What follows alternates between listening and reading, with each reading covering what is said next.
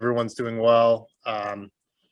We're getting into the flow of camp here and continue to be relatively fortunate with weather and health and the schedule. And obviously we continue to have a lot of competition, a lot of decisions to make on our roster. Fortunately we have more time to continue to evaluate those competitions as I think we're going to need it. There's still a lot to be determined about the roster that we break camp with. And I think that we're looking at everyone and are seeing interesting things from basically everyone here and want to continue to evaluate those competitions. On other topics, I think in the last week or so, the league's plans regarding the start of the AAA season or the lack thereof have been publicized. It is our plan and expectation to start the quote unquote AAA season in an alternate site setting. The Orioles plans at this point are very strongly focused on replicating our alternate site setup from Bowie last season. Went very well. Ken Young and Brian Shellcross and the entire Bowie staff were terrific to work with, and we're very hopeful to replicate that setup, and then also hopeful that it's only something that's going to be in play for the early part of the season, namely April, and then that we're able to transition into regular minor league competition that we've all been sorely missing for a while. And I think the Orioles in particular are very eager to get back to minor league play.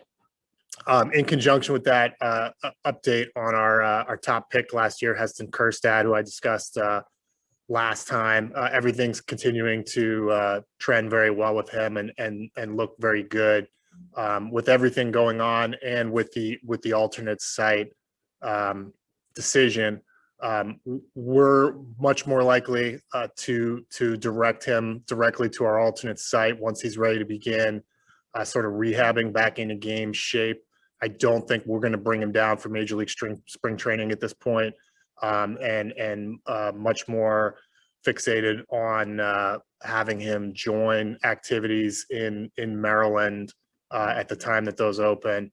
It's going to be something where he's going to need a little bit more time after this layoff to go through a rehab protocol to return to game shape, but we're very hopeful that he will be able to do that this season. And I know that we're all eager to see him in action. I know he's eager to join the activities finally after what he's been through. With that, I think I'm ready to open the questions. Absolutely. Rakabako, go ahead. Hey, Mike, are you looking still to add to the roster? And if so, is it any area besides pitching that you're looking to upgrade? I think that we're always looking. I don't feel that there are any imminent additions to this time coming from the free agent market. That could change, but I don't see anything kind of barreling down the pipe here right this second. We are monitoring players in other camps and what may happen to them in the short term or more likely at the end of camp as players have outs or don't make the cut. Or a team looks to move them. So we're looking at all that, and we're certainly staying in contact with a couple of different aspects of the free agent market, but I don't have anything imminent on the horizon. Next is Rich Dubroff. Mike, are you happy with how the team looks in spring training and in the first 9 games on the field in Grapefruit League action? Yeah, I think the aspects of the play have been uneven. We've had games with terrible defense. We've had games with terrible pitching. We've had games with good defense and good pitching. The offense has come and gone. I think that we're all seeing the same thing there. I think the important thing to us is the competition that we need is here in order to staff this roster, in order to put an interesting group out that will have an opportunity to carry forward our goals. And have a competitive team and a team that will continue to develop us into the playoff team that we're ultimately building towards. So, we're all still watching that. It's a thick camp. There are a lot of guys here. There's a lot of pitchers here.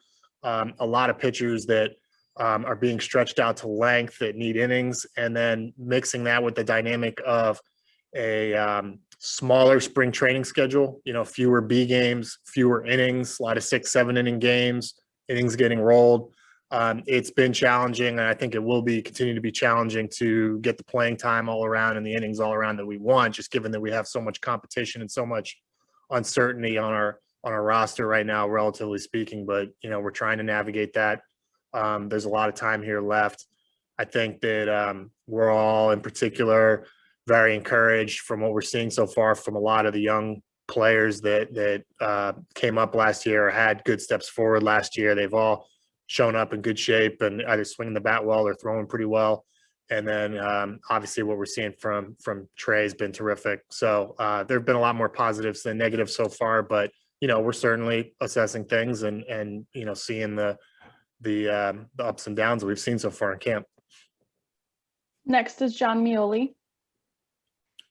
Mike, I guess 2 parts about the alternate site group. I assume that Kerstead would be there just because it's closer to Baltimore and you guys can get a better look at him and monitor him medically. But how will you guys be deciding who goes there and who stays in Florida for minor league camp? Do you envision it to be, a AAA and top prospect mix like it was last year, or will it be more split? Yeah, thanks. Outside of a special situation like that, I think that we're going to be configuring the alternate site roster with much more of a slant towards AAA major league support depth competition than what we saw last year across the league, where it was a blend of that, and then also a lot of lower level Gunnar Henderson type prospects.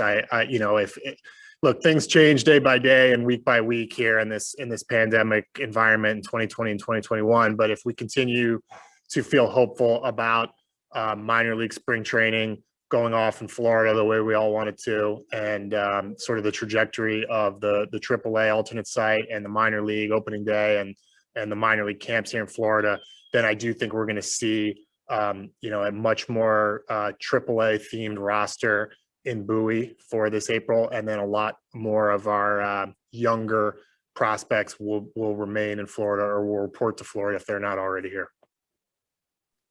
Dan Connolly. Mike, a little bit more specifics on the alternate camp. Do you have a sense yet on the number of coaches and number of players you're either going to be allowed to have there or you want to have there? And also, I know you'd love to have some scrimmages and that kind of stuff, or some exhibition games before you actually start the AAA season. Will you be able to do that with some teams maybe in Pennsylvania or New York that are a little bit closer, maybe a drive away? Yeah, we haven't gotten into planning that. It will be permissible by the rules. I think, like anything, we're going to have to assess the safety and the worth and the logistics of that, but it's not something that we've broached. But our geography with the Nationals and the Phillies in particular, I think lends itself well to that. So we'll definitely be looking at that. And I think it's a good guess that something like that will happen if it's at all feasible. And in terms of the number of players and staff, I don't have an exact figure to report, but it will be a larger permissible amount of players than were allowed last year. Whether we fill all that, I don't know. I mean, there are a lot of factors that we have to take into account, like locker space and things like that don't readily become apparent when you're looking at these situations outside looking in. But it's possible that we have more players in Bowie than we did last year, and we have not gotten into the exact number of staffing quite yet. But I'm sure we will here in the next week. Joe Trezza. Hey, Mike, did Heston experience a setback, and is there an ETA for him at the alternate site? No, and again, I want to be careful to allow him to talk about this more than me in detail. But all plans and indications right now, obviously given some of the extra uncertainty that's provided with a health situation like this in general, but then also in the context of the coronavirus atmosphere that we've all been living in, I think that he's going to be there as soon as we start. Nathan Ruiz. Hey, Mike, how well do you feel like you guys were able to replicate AAA baseball, your alternate site last year? Will things operate any differently? And how does that kind of factor in with evaluating the readiness of some of those guys who maybe didn't get to play AAA last year because of the shutdown? Yeah, I think, I mean, just looking at our own experience and it was a small sample, but many of the rookie debuts that we had were kind of platformed off of that Bowie alternate site experience and nothing more.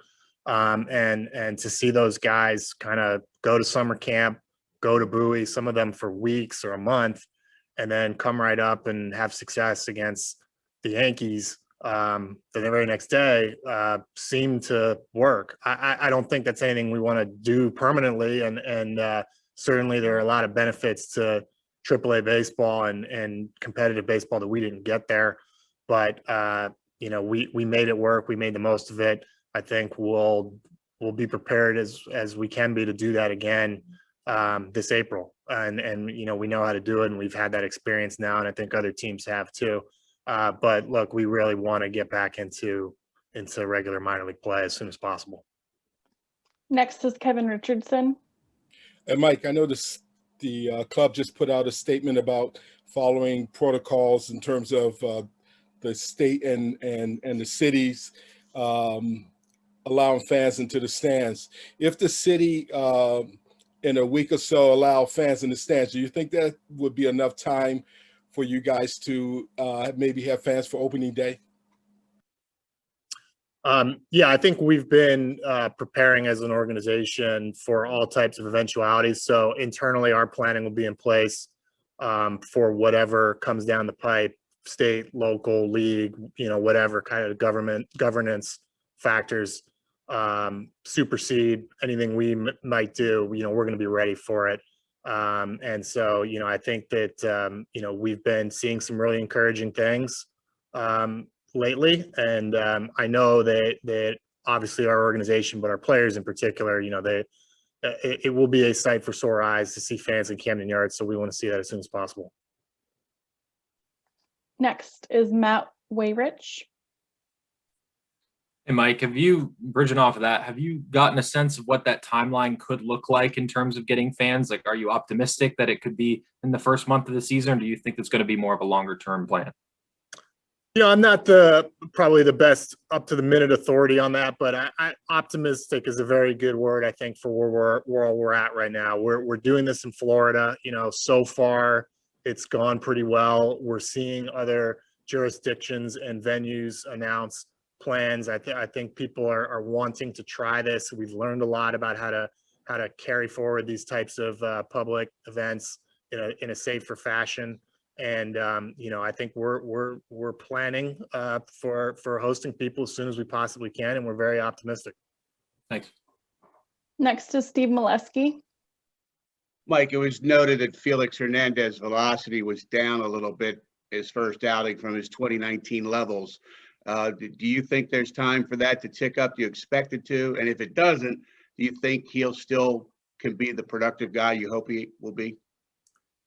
Yeah, I do think it will a little bit. He hasn't pitched in a year. And if it doesn't, or if it doesn't a ton, I still think that, as I said, when we signed him, this is a pitcher with an incredible amount of skill and savvy, and he's transitioned into a different phase of his career. And I think we were seeing that, last spring before the shutdown hit. And I thought he pitched well the other night. I think he looked good. He was in command of the game. The mound presence just set a tone through strikes. We're looking forward to seeing him use his pitchability and his experience. But, obviously, as he builds arm strength, that can only help too. So it's been terrific having him so far, and I'm really looking forward to his next few outings and seeing where we're at with him down the stretch, because I think having a effective Felix Hernandez on our team would be great from another number of angles. But we've got competition, and we've got time left where things can happen, and we'll see where this goes. Next is John Mioli. Mike, Brandon's told us the last couple of days that Chris Davis had to get his back further checked out by outside doctors. What's your level of concern that that's a long-term injury for him? Hard to say yet, how long a back injury can linger. In my experience, it's a very unpredictable thing in terms of timelines. But I do think as we get deeper into spring training that the level of pessimism that he'd be able to break camp and have the necessary preparation and run up to opening day that you'd want, the clock's ticking on that. But, we'll have to see in terms of an ultimate timeline. Right now, there is none. Next is Dan Connolly. Mike, you said repeatedly that you felt like you guys did the best that you could last year with the situation for the minor leagues, but obviously, you're trying to develop these guys. That was a difficult situation. When you look at what is probably in store for minor leagues this year, again, a truncated schedule, starting a little bit late, but getting the games in. How do you view that from a development standpoint for you? Is it still a negative for the team, for the organization, what you're trying to do? Do you look at it kind of as a glass half full? How do you view what you see as, in the minor leagues this year as it's planned? I think it's a start. We've got to start getting back to normal in terms of just the development and instruction that was missed last year. Yes, we were able to replicate a good bit of that at our alternate site and our instructional league, but only for some of the players and only in some ways. And for some guys, it may have been in their particular situation more beneficial that they have that concentrated swing work or swing decision work or whatever away from the pressures of competition and the travel and all the things. But overall, for the whole population of players, it's a big negative impact for us to not have minor league baseball across the levels, because I think that certain players need failure, different types of failure. They need game experience. They need to face unpredictable different competition on different nights. They need to get used to the professional game, whatever it may be. We've all just kind of been accustomed to what minor league baseball provides in terms of rearing these guys for big leaguers, and then also showing us who are the big leaguers and who aren't. There's a filtration component to it as well, and an evaluative component. And we're missing that data. We're missing it on our own guys, but we're also missing it, on other teams' prospects, trade targets or future signees or what have you. So I know the whole industry's starved for that. And minor league baseball is also part of the business of baseball from a fan and entertainment standpoint. And all of that's been missing. And, us in particular, we got a great setup across Maryland. We want to use it again. And so we'll just be happy that it's getting off the ground. It's not going to be 2021 is not going to be the same as 2019, but it's going to be better than 2020. Next is Joe Trezza. Mike, have you guys made any decisions or gained any clarity in terms of how you're going to strike a balance this year between covering the necessary innings at the big league level and managing the workload for these younger pitchers? Brandon's basically said everything's on the table. Is that still true? Yeah, it's just so unprecedented that there's no playbook for this. I think that you're going to see different teams handle it differently, different pitchers handle it differently. That if you've got a veteran team, a lot of guys toward the end of contracts, free agent contracts, big contracts, you're going to handle this differently than if you've got a younger team. It just depends. And none of us, while we continue to talk about this from all angles, has the exact formula mapped out for what's best for each and every one of these guys in 2021. And it's going to be dependent on the personnel that we break away with. It's going to be dependent on how guys are throwing when they get up there, how guys are throwing at the alternate site. Well, there's so many case by case variables. All I can say is we're going to do the best that we possibly can to navigate it with the players' health and development first and foremost, and then also just the organizational goals and needs of the Orioles, but as a secondary factor. Our final question is from Steve Maleski. Mike, along those lines, and I know it's individual to the pitcher. But the guys who were at Bowie throwing last year, I mean, roughly speaking, how many innings do you think they did get in that you guys have for them? Did they get in 50, 75? Do you know about what it was? Yeah, in terms of like, I guess what we would term I don't want to use the word official innings, but innings where we made them as official as we possibly could. It was for most of those players in the 40 to 50 range at Bowie, but then there was a great bit of work that we also kind of tabulated and charted when they were at home between spring training and then the Bowie experience starting in July. So, you know, it would depend pitcher by pitcher. It would depend how much you want to count home innings against, you know, your high school teammates or against a net or whatever you were doing versus kind of firing on all cylinders at our alternate site. And again, this is part of the big unknown is, you know, nobody quite knows how to weigh those versus the other. But we have it all kept track of. Chris Hold and Darren Holmes and our pitching experts, you know, they're making the best case by case judgments that we can, but it's a challenge. Awesome. Thanks so much, guys. All right, we can get started with Rich Dubrow. Hey, Freddie, overall, how do you, what's your assessment of the team? How do you think the team is playing this spring? I think we're playing okay.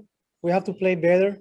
I think like a team, we have to do every little thing just to win the game. We have to play our offense, defense, and pitching, and try to put everything together, you know, to have a good season. At the same time, we have a lot of young guys, a lot of people. Like a team, we have to work really hard to get there. And but so far, I think we've been doing okay, but we have to do better. Next is Steve Maleski. Freddie, how nice did it feel to have a good day at the plate for you? Have you been working on anything specifically in recent days? And what is your overall approach to spring like for you?